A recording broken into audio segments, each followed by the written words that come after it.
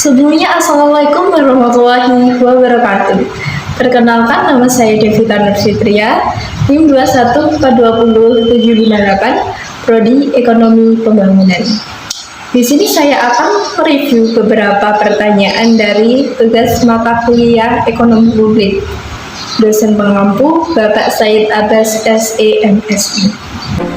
Ekonomi publik atau yang bisa disebut dengan ilmu keuangan negara adalah suatu cabang ilmu ekonomi yang menganalisis terkait peranan pemerintah dalam perekonomian dan juga dampak kebijakan pemerintah dalam bidang fiskal terhadap suatu perekonomian. Pemerintah di sini memiliki peran penting dalam menjamin terjadinya kesejahteraan masyarakat yang optimal dan kebijakannya harus ditujukan untuk mengkoreksi perilaku masyarakat yang menghindarkan perekonomian mencapai alokasi sumber yang lebih efisien. Ekonomi publik mencakup apa saja sih? Ekonomi publik mencakup masalah-masalah ekonomi halayak ramai seperti publik atau masyarakat, pemerintah atau negara, seperti kebijakan subsidi dan pajak, regulasi atau deregulasi, nasionalisasi atau privatisasi, sistem jaminan sosial, ketahanan pangan, kebijakan teknologi, pertahanan dan keamanan, pendidikan, kesehatan, dan lain-lain. Kegagalan pasar mengacu pada kondisi di mana mekanisme pasar tidak bekerja, sehingga menciptakan ketidakefisienan di pasar.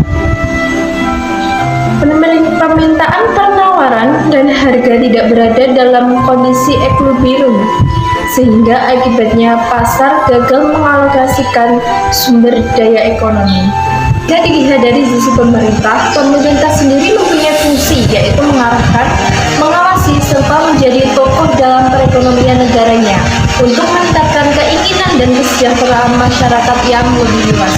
Jadi, pemerintah harus terlibat dalam pasar karena untuk memastikan bahwa pasar tersebut berjalan secara efisien dan adil, dan pemerintah harus menentukan keseimbangan antara campur tangan yang cukup untuk menaikkan bahwa pasar beroperasi dengan efisien dan melindungi konsumen, namun tidak terlalu banyak untuk menghambat pertumbuhan bisnis.